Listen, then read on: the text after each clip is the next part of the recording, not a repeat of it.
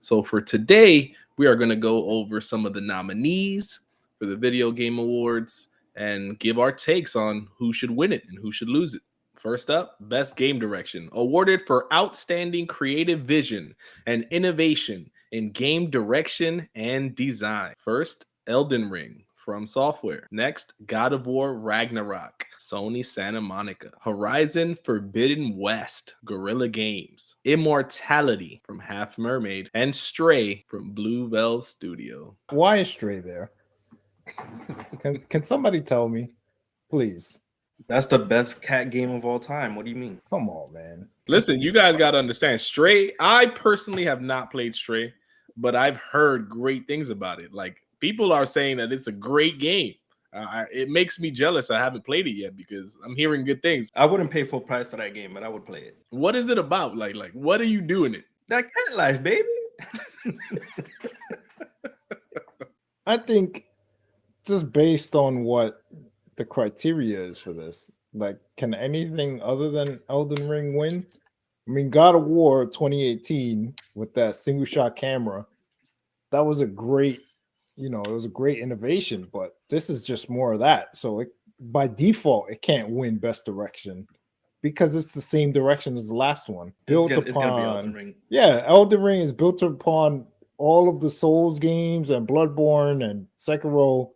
Like, this guy has been building and building and building. Like, this is the culmination of it. So, like, by default, this is clearly the best direction. Elden Ring is going to take a lot of awards this year, and best game direction is going to be one of them. I say Elden Ring takes it. We will also be live streaming the Video Game Awards this Thursday. We'll be there. We'll be talking. We'll be giving our takes, and we hope you tune in. Next up, we have Best Action Game. For the best game in the action genre focused primarily on combat. First up, Platinum Games Bayonetta 3. Next, stop right there. We got the winner. Next up, Infinity Ward's Call of Duty Modern Warfare 2. Wait, that's an action game?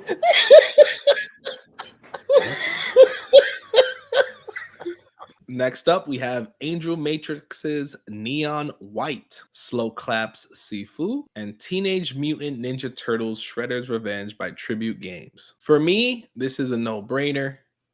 I mean, Call of Duty Modern Warfare 2, I don't know that it's should be in this category. I want to say Bayonetta 3 is going to win this. Bayonetta 3 should win this. Sifu is also a very excellent game.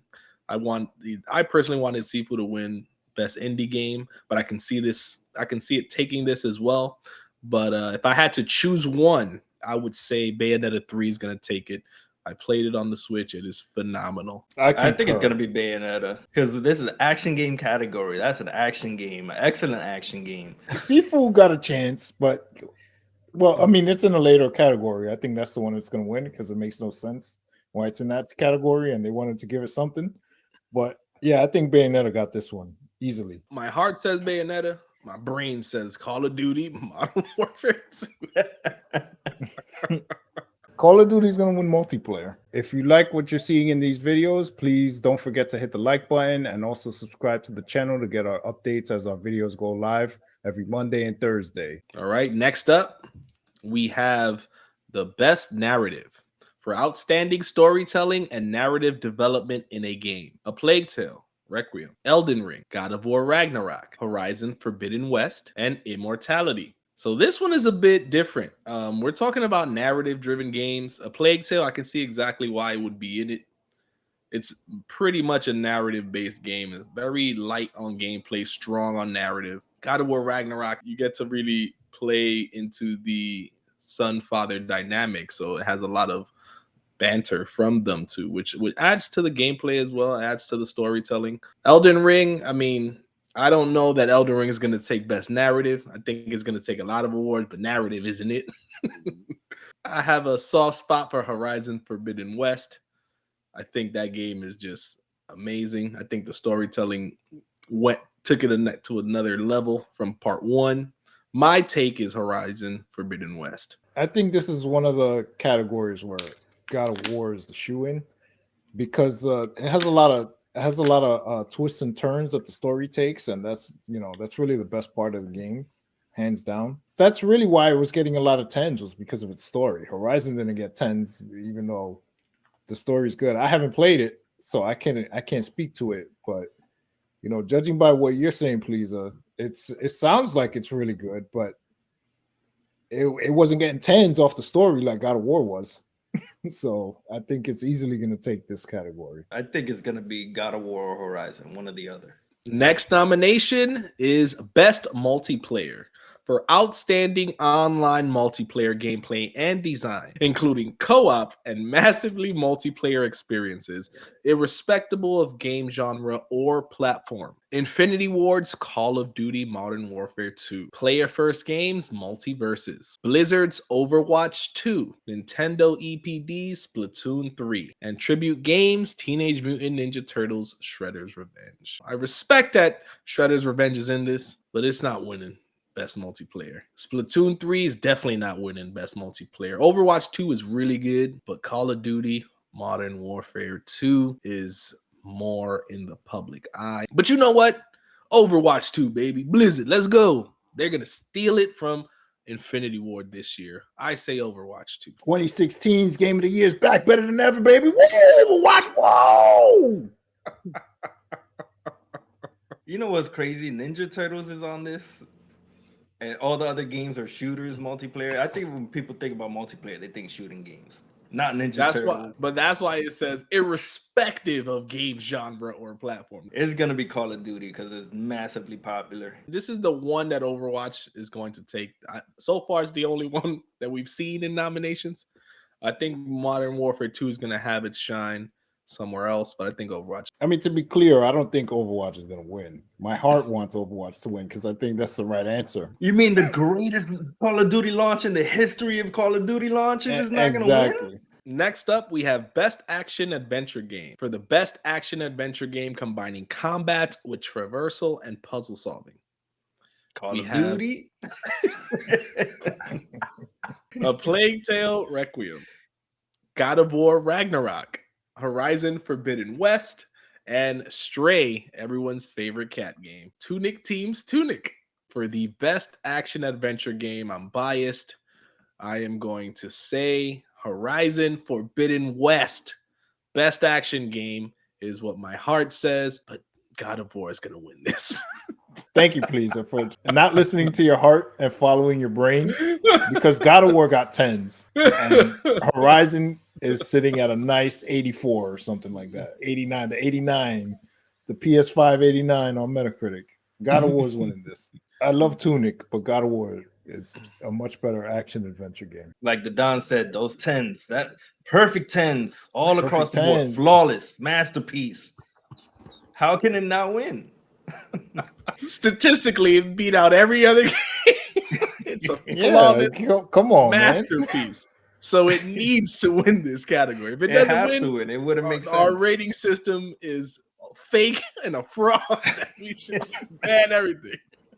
Hit the brakes. It's not our rating system, because ours would make sense. Next up, we have Most Anticipated Game, recognizing an announced game that has demonstrably illustrated potential to push the gaming medium forward. First up, Final Fantasy XVI, Square Enix. Avalanche Software's Hogwarts Legacy. Forspoken, baby.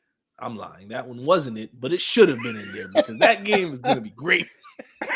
Can't believe they didn't announce that game. What the heck? Next up, the actual third nominee, Resident Evil 4 remake by Capcom. Will I buy this game? No, I will not pay for Resident Evil 4 at launch. I'll wait 6 months for it to be 20 cash. Then I'm going to jump on it. Bethesda Game Studios, Starfield. And finally, Nintendo's Legend of Zelda, Tears of the Kingdom. Now, let's call a spade here. Outside of Starfield, we're going based off of the name of Bethesda and what they're known for. That's what makes me look forward to this game. Their pedigree is really good. Final Fantasy 16, It's going to be a good game. Still shaky about it. I mean, we don't know if it's going to be a good game. We hope it's going to be a good game. I agree with you, the Don. But let's call a spade, everyone. Zelda, hands down. And let's get a new system alongside it to make my year next year. I've been waiting for Starfield since they just announced the name of the game and the logo. And I was sold instantly. So by definition, to me, that's most anticipated. Zelda? Yeah, a Nintendo Smash comes once in a blue. And that's probably what it's gonna take is Zelda. So you telling me you're not looking for Hogwarts Legacy? Listen, every Harry Potter game has been trash, and this is gonna be trash. History has proven that there has not been a good Harry Potter game. The Lego Harry Potter games were phenomenal. Bro, get out of here. Get out of here. Get out of here. Stop. Who are you lying to? Stop it. Lego, get out of here, man. I couldn't even say that with a serious face.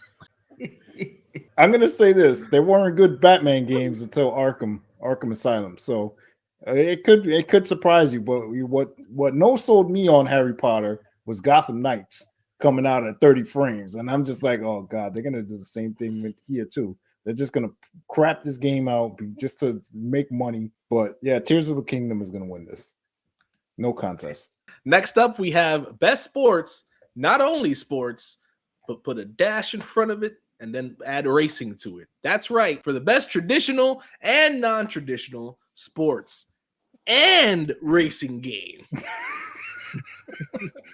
We have Codemasters F1 22, EA Vancouver's FIFA 23, Visual Concepts NBA 2K 23, Polyphony Digital's Gran Turismo 7, and Roll7's Ali Ali World. For me, it is football season. It's taking over the world right now. FIFA 23 is going to take it. The whole world is watching. All countries are battling. USA just got eliminated. FIFA 23 all day. They can't let Forza get all the love because they got it last year. Sony got to get it this year. Gran Turismo. Whoa! I don't think it's going to be Gran Turismo because that game is quiet out here. It looks cute, though. The graphics are good. That's all that's ever good about it. FIFA, hands down. People love that football. The only football I love is the one you use your hands. Oh, my God. Next up, we have Best Art Direction for outstanding creative and or technical achievement in artistic design and animation. First up, From Software, Elden Ring. Sony Santa Monica's God of War Ragnarok. Guerrilla Games' Horizon Forbidden West. EBB Software's Scorn. All right, Scorn getting a nomination. And Stray. I'm going to give it to Scorn. I'm gonna say one of the strong points of Scorn is its artistic design, where it fails in everything else, like storytelling and excitement. I'm gonna give the nod to Scorn. Let's go, Scorn. Let's go. I second that. I think Scorn looks amazing. It looks like art. You've seen like the storyboards. It looks like drawings. It looks like paintings. It's a beautiful looking game, and it looks disgusting in a great way. I'm going to be honest with you. I don't think any of the games in this category should even be in it. They don't sound like they have a particular art style that is compelling or unique or anything. I think Scorn is like it's possible that all the other games were nominated just to elevate Scorn because that's clearly the only one of the games in this list that has like a particular art direction besides being realistic looking.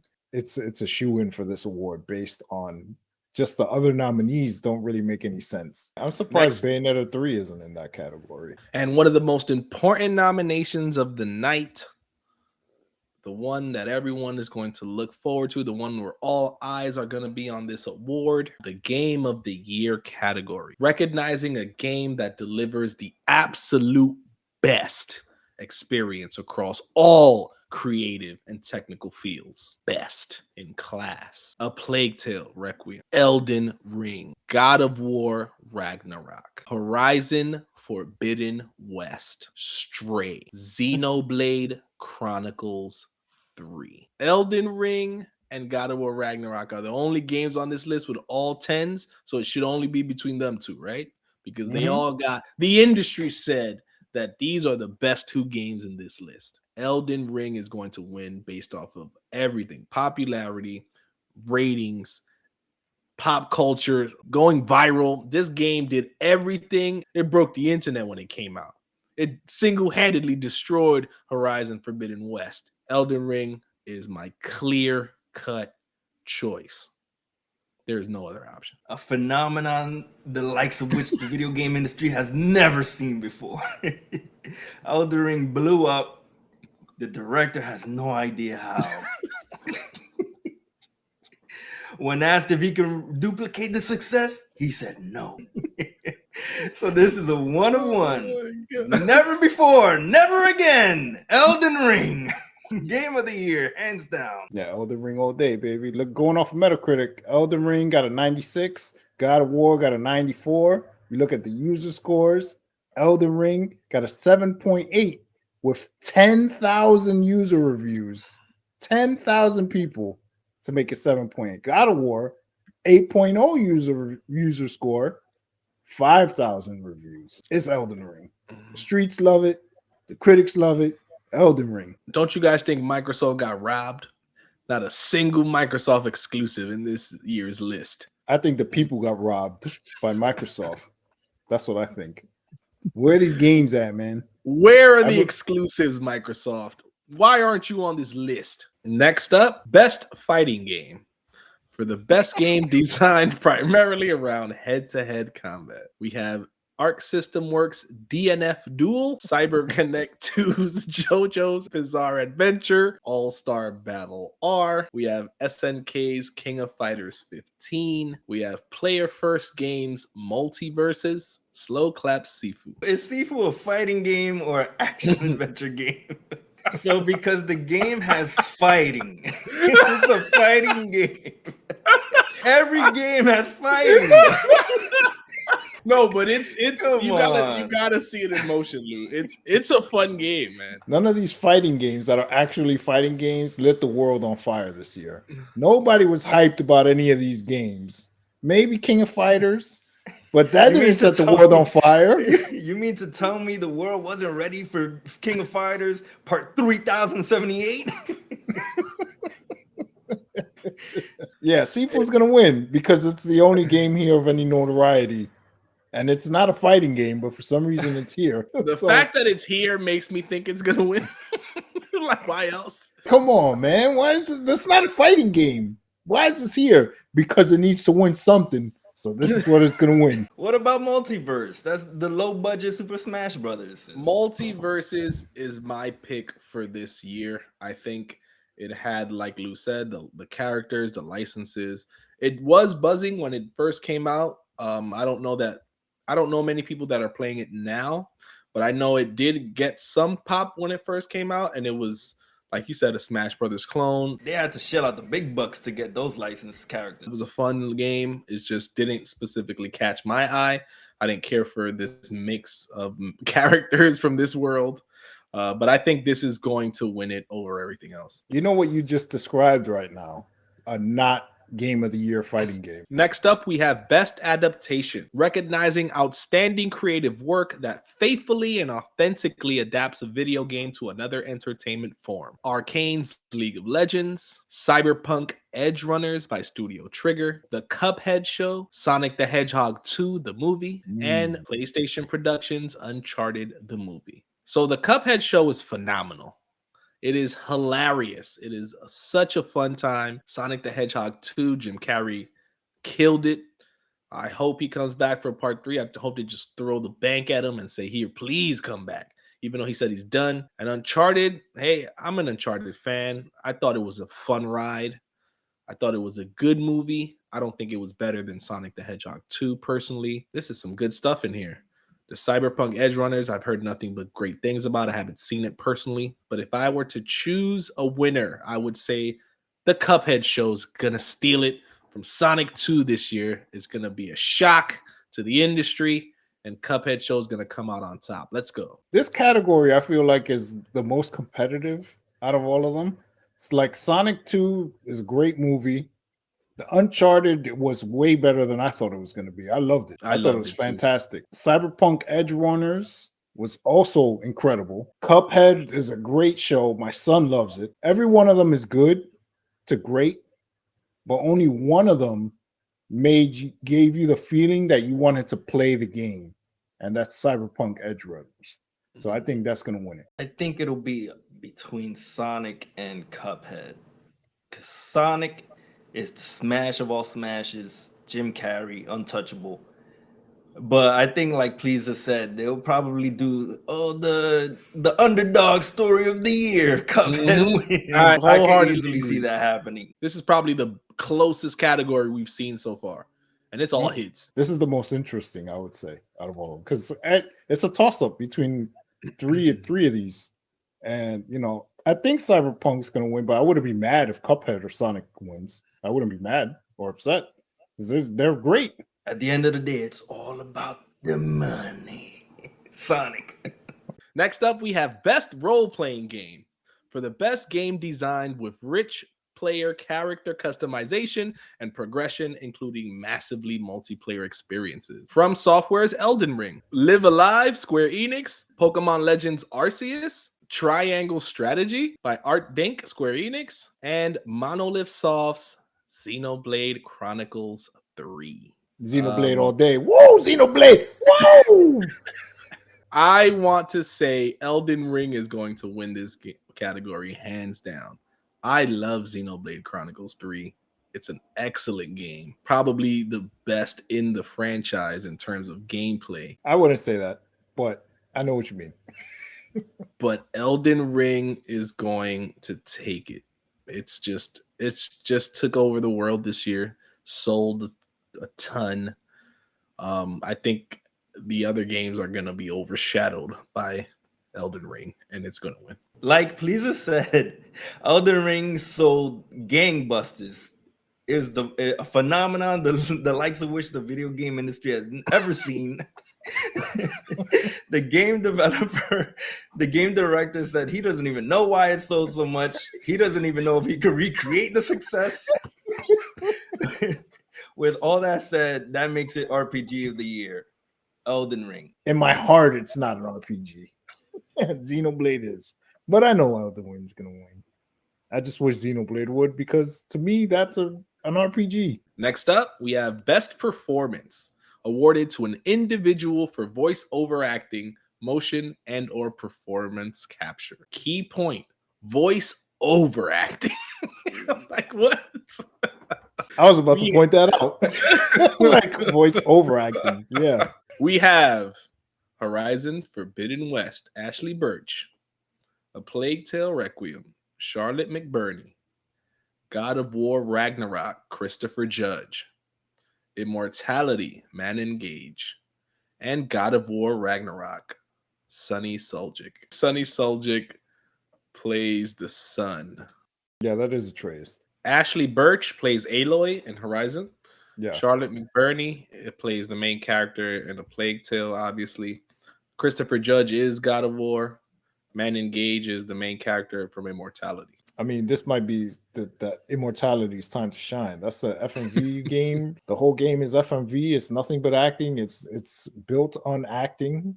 And if it got good reviews, you know, this will be the category for that one to win, because I don't think Christopher Judd did as good a job in this game as he did in the last one. Ashley Birch all day. Aloy was a way better character in the sequel, way more fleshed out, way more lines. Her character development was amazing. Ashley Birch all the way. Who? Next up, we have Best Ongoing Nomination, awarded to a game for outstanding development of ongoing content that evolves the player experience over time. Destiny 2. The nominees are Respawn's Apex Legends, Bungie's Destiny 2, Square Enix's Final Fantasy XIV, Epic Games Fortnite. We have one more nomination, and that is Hoyo versus Genshin Impact. Final Fantasy XIV took over the world this year, so This that's is tough. a good one. That's this tough. is a good one. I'm gonna go with my gut and say Final Fantasy XIV. I don't think that Right. ever got won best ongoing game or anything like that. So they may want to give it a shout out. And they got Final Fantasy 16 coming next year. Well, my favorite game of all time, Destiny 2. It's is as a long-term service game. I think Bungie's unmatched. They're consistent. They work harder than probably any other developer. Like when there's bugs or something, they jump right on it. They try to get things fixed ASAP. They've been dropping 4 seasons every year for like 5 years, and it's so consistent that gamers are tired of it. That's how good they are at their job. But I think that Fortnite is probably gonna sneak the win here because their cross marketing gimmicks that they consistently come out with, I think hooks gamers, young gamers too easily, and they'll probably get it because of that. That cross marketing is genius though. Getting those characters in game from different pop culture icons, cartoons, animes, real life figures, sports figure, like that is it, man. Like their Epic is doing it right. They almost had me. I tried it with that Dragon Ball. When they had that Dragon Ball, I went in there and I said, "Whoa, now I remember why we don't play this game because it is trash." Pure gimmicks. That game is pure gimmicks. They stole the idea from NBA Jam. Let's be honest. NBA Jam was the first celebrity cat players. They had all the hits. Yeah, that's true. Somebody from Epic used to love NBA Jam, and they said, what we need to bring back? This feature, and it worked. I think Genshin Impact is going to take this. They just make way too much money and way too quickly. This is the Don's favorite category in the world coming up. Best mobile game. Oh no. For the best game playable on a mobile device. And the list is Apex Legends Mobile, Diablo Immortal, Genshin Impact, Marvel Snap, and Tower of Fantasy. For me personally, I think Genshin Impact is also going to take this. It's taken the PlayStation 5 by storm, and this is just a shoo-in for this game. Marvel Snap is okay, but I think Genshin Impact is going to take it. Diablo Immortal is just disrespectfully cash grabby. Like it's way too cash grabby for me. I don't think this category should exist personally, not because I hate mobile games, which I do, but because since this industry likes to talk about how every game is a game and there's 3 billion gamers out there now, and they're counting mobile devices, so shouldn't those games be included with every other category? But I'm going off on a tangent about my hate for mobile games. But anyways, based off this list, you're probably right about Genshin. I mean, that's the only real game on this list, if you ask me personally. So I'm gonna go with that one. Yeah, Genshin Impact all day. I've been reading that Marvel Snap is pretty good, but I don't really like those card games. Next up, we have Best Indie. For outstanding creative and technical achievement in a game made outside of the traditional publisher system. We have Cult of the Lamb by Massive Monster, developer Digital. Neon White by Angel Matrix and Aperna. Sifu by Slow Clap. Stray and Tunic by the Tunic Team Finji, or what I like to call the Legend of Tunic. My brain says Stray. I'm sorry. If I were to choose with my heart, it'll be Sifu. I think that game is just so good. It's fun. It looks great, and it's what I look for when I play indie games. I don't know about the rest of you guys, but I'm very deep in the Microsoft Rewards program where you get points for getting achievements every day. So I play a lot of trash from Game Pass. Tunic is very good. So my heart says Tunic. My head says Stray. It's in the Game of the Year category. And it's not going to win that. So I'm going to go with Stray. Not because I believe it, but because it got to win something. Just like Desert Eagle said, it got to win something. I mean, independent, Stray. This video game awards is for the internet. And what does the internet love? Cats. They're going to win this easily.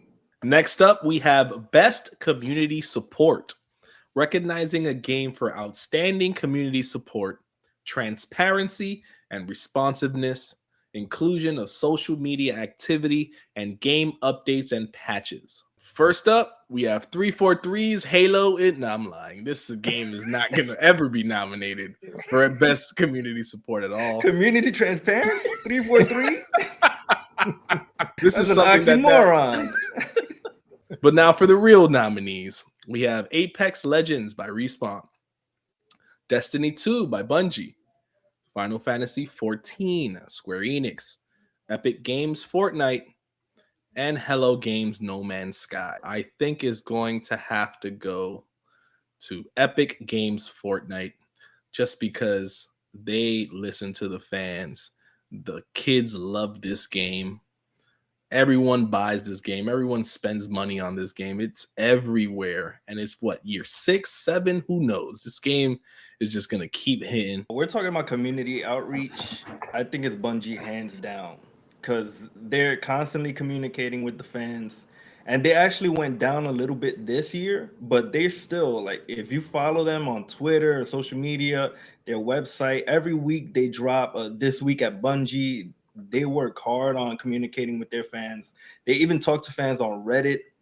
So I think it's Bungie hands down. I think they're unparalleled when it comes to community outreach. I agree with you, Desert. The problem is it's not the fans voting on this. It's games media journalists, and they were crying and complaining for Fortnite about having building and nobody's good at building and they can't do building and only kids can do building. And they finally this year had the no build mode. So now all of them love it. So I think they're going to vote for Fortnite, not because it's true, but because they finally got what they want. So Fortnite it is. Next up, we have Best VR AR Game. For the best game experience playable in virtual or augmented reality, irrespective of platform. First up, we have After the Fall by Vertigo Games. Next up, Among Us VR, Stress Level Zero's Bone Lab, Moss Book 2 by Polyarch, and Vertical Robots Red Matter 2. I played all of these games, and I will have to say, I mean, Among Us VR is cute, but it shouldn't win this. It should not win this award at all. I think Bone Lab is amazing. It epitomizes what makes VR fun. Just a sandbox where you can literally do anything, pick anything up, play with the world, the environment in a way that other games are just very limited in. Other games are more God of War Ragnarok-y in terms of just narrow path, follow the path, and you're going to get to the end point. Bone Lab just gives you that sense of freedom that is unparalleled. And that was a very highly anticipated game for this year. And I think that's going to take it. That's my vote, hands down, 100%. I don't know. Which game sold the most? The big sell is going to win. I have no idea because I don't play VR games and I don't care about VR. And that wraps up our nominations for this week's Video Game Awards coming up. So the Game Award airs live and free this Thursday, December 8th at 7:30 p.m. Eastern Standard Time. If you liked our content, mash that like button. And if you're new to the channel and want to see more content, hit the subscribe button. Thanks for watching.